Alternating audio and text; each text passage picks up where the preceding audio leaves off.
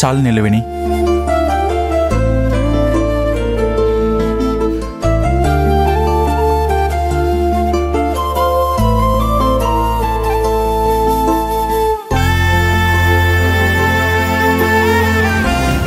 కాంచన, అందరూ భోజనాలు చేస్తున్నారు, మనం కూడా వెళ్దాం పద. పొద్దున్నంత చక్కగా రెడీ అయిపోయి బంగారు నగలు వేసుకుంటే మా అమ్మ నన్ను పట్టించుకోకుండా ఆ అర్చనకి సైనింగ్ అథారిటీ ఇచ్చింది. ఇప్పుడు ఎంత గింజుకున్నా లాభం లేదు, ఏదైనా సరే రాసి పెట్టి ఉండాలి.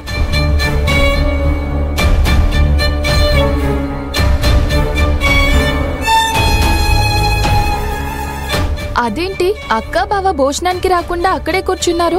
వాళ్ళు వస్తారులేమ్మా, ఇంట్లోనే ఉంటారు కాబట్టి పెద్దగా ఆకలియ్యదు. అవునయ్యా, మధ్యలో కోటయ్య గారు వచ్చి వంటగదిలో తినేస్తుంటారు కూడా.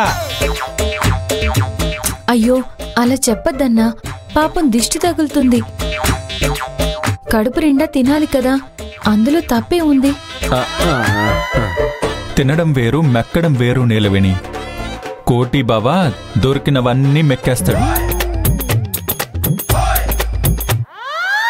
సరే, బావకు ఆకలి వేయదు అనుకుందాం, అక్కైనా తినాలి కదా.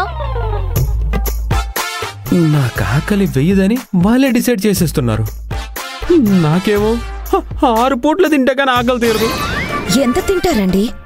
మన పెళ్ళైనప్పటి నుంచి ఈ ఇంట్లో పడి తింటూనే ఉన్నారు కదా. అదే లెక్క కాంచనా, అయినా అల్లుడు అంత తింటేనే ఏ ఇంటికైనా మర్యాద. ఏంటి భోజనానికి రావట్లేదా? మీ అమ్మ అడుగుతుంది కదా కాంచనా, వినపడట్లేదా? వినపడింది. ఏమైంది అలా ఉన్నావు? అలిగినట్టుంది అత్తయ్య గారు. ఎందుకు? ఎందుకంటే నేను చెప్పానా అలిగానని? మీరెందుకు మా అమ్మకి లేనిపోనివన్నీ చెప్పేస్తారు?